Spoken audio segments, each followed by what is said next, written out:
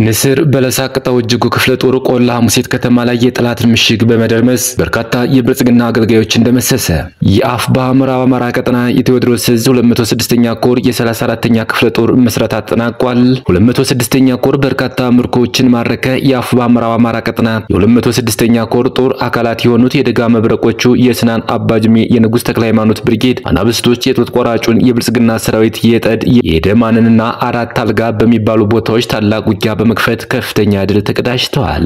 የአማራ ፋኖ ብሔራዊ ደቡብ አማራ ቀጠና ሳምነው ዕዝ ኃይለማርያም ማሞ ክፍለ ጦር ኦሮሚያ ክልል በመግባት የብልጽግና መራሹ የጥፋት ቡድን ላይ ስኬታማና የጠላትን ቅስም የሚሰብር ኦፕሬሽን አከናውነዋል። የአማራ ፋኖ ብሔራዊ ምስራቅ አማራ ቀጠና ሚኒሊክ ዕዝ የምስራቅ አማራ ኮር አንድ የባለሽርጡ ክፍለ ጦር በሰሜን ወሎ ዞን ሀብሮ ወረዳ ቀበሌ 032 ልዩ ቦታው ኮሎቦና ጃሮታ በተባሉ ቦታዎች በሶስት አቅጣጫ የመጣውን የአብይ አህመድ ወራሪና ጨፍጫፊ ሰራዊት ሙትና ቁስለኛ በማድረግ ድል ተጎናጸፉ።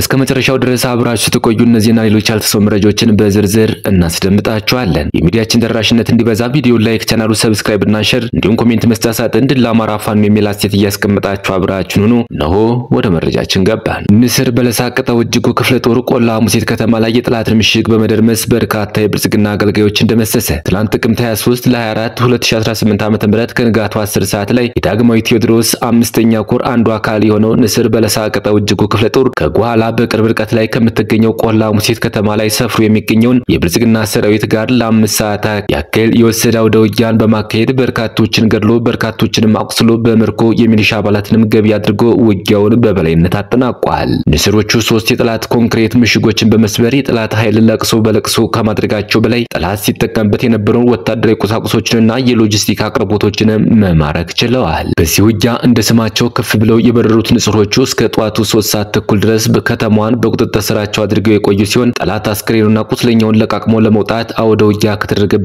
በ20 ኪሎ ሜትር ርቀት ላይ ከምትገኘው ጓላ ከተማ ተጨማሪ ኃይል ይዞ በመንቀሳቀሱ ወታደራዊ ጥበብን በመጠቀም ከተማዋን ለቀው እንደወጡ የክፍለ ጦሩ ቃል አቀባይ ገልጿል። በዚህ ውጊያ ከተገኙ ድሎች 18 የመከላከያ አባላት የሞተ፣ 7 የሚሊሻ አባላት የሞተ፣ 5 የሚሊሻ አባላት ከስከሙና ሙሉ ትጥቃቸው ተማርከው አሁንም በክፍለ ጦሩ ቁጥጥር ስር ይገኛሉ። በመጨረሻም ጠላት በመላው የበለሳ አካባቢዎች ጠራርገን ለማስወጣትና ሙሉ ለሙሉ ለመደምሰስ ወታደራዊ ግዳጅን አጠናክረን እንቀጥላለን ማለታቸውን የክፍለ ጦሩ ቃል አቀባይ ጨምሮ ገልጿል።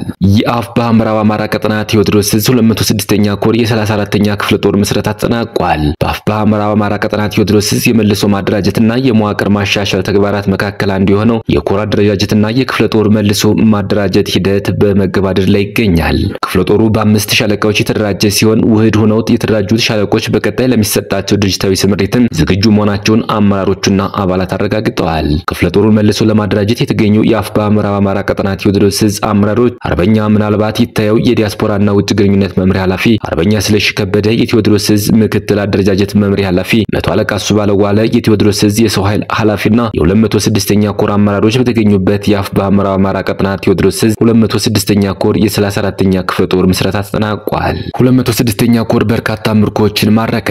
የአፍባ ምዕራብ አማራ ቀጠና የ206ኛ ኮር ጦር አካላት የሆኑት የደጋ መብረቆች የስናን አባጅሜና የንጉስ ተክለ ሃይማኖት ብርጌድ አናብስቶች የጡት ቆራጩን የብልጽግና ሰራዊት የጠድ የደማንና አራት አልጋ በሚባሉ ቦታዎች ታላቅ ውጊያ በመክፈት ከፍተኛ ድልን ተቀዳጅተዋል። የወራሪ ሰራዊት ላለፉት ቀናት ያክል ከደብረ ማርቆስ ከተማ ወደ ረቡ ገበያ ሬሽን ለማቀበል እንቅስቃሴ ቢያደርግም የህዝብ ልጆች ጀግኖቹ የስናን አባጅሜና የንጉስ ተክለ ሃይማኖት ፋኖች መንገድ ላይ ደፈጣ በመጣል ዋጋን ላይ ተወሽቆ እንዲቆይ አድርገውት የነበረ ሲሆን በዛሬው ዕለት በ03 107 ሮኬት በዙ 23 በ03 ሞርተርና በሌሎች ሞርተራይዝድ መሳሪያዎች ታጅቦ በሞት ሽረት እንቅስቃሴ ቢያደርግም በእነዚህ የጦር ግንባሮች ላይ ከፍተኛ የምትደርሱበት ከፍተኛ ሰብአዊና ቁሳዊ ኪሳራን አስተናግዶ አስከሬኑን ተሽከርካሪዎቹንና መሳሪያውን እያዝረከረከ ወደ ረቡ ገበያ ከተማ ፈርጥቷል። በጠዋት በተጀመረው ውጊያ እንደ አንድ ልብ መካሪ እንደ ቃል ተናጋሪ የሚሰሩት ሁለቱ ብርጌዶች በመናበብና ትስስር በመፍጠር ከፍተኛ የሆነ የድል ውጤትን አስመዝግበዋል። በርካታ የጠላት ሰራዊት በተደመሰሰበት በዚህ ውጊያ ብዙ የጠላት ሰራዊት የቆሰለ ሲሆን ወታደራዊ ተሽከርካሪዎችም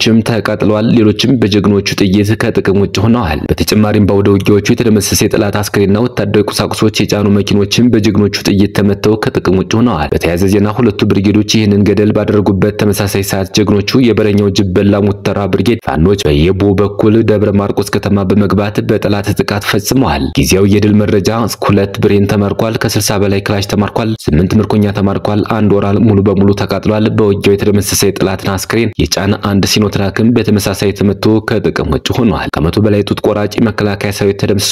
አንድ የጠላት ፓትሮል ተመታ፣ በቴምፒ ተጎትታ ወጣለች። ቁጥሩ ያልታወቀ የጠላት ኃይል ቆስሏል።